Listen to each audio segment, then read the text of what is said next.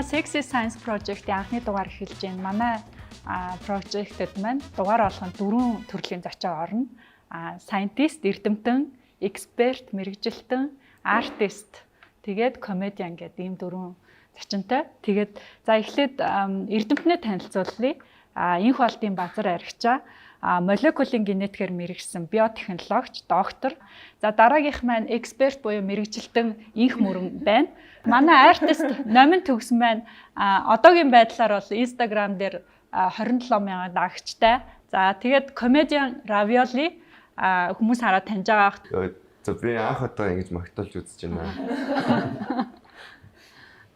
Жохон за юу илээс.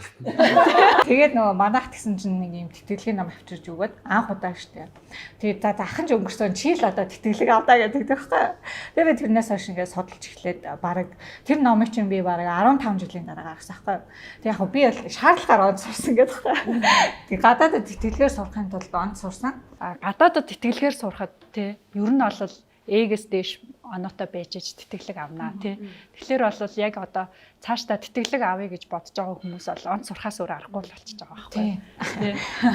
Тэгээд гэтээ яг онц сурна гэдэг чинь дүн штэ. Тэгээ гол нь авч байгаа мэдлэгтэй юм биш үү тий.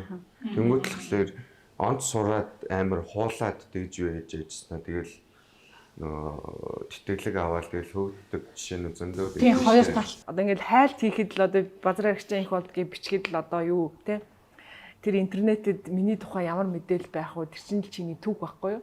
Тийм. Миний дүгнэлт бол одоо ингээд ботсон чинь scientist хүмүүс одоо ингээд expert хүмүүс болохоор эндээ ингээд дуртай байдаг. яг зогсохгүй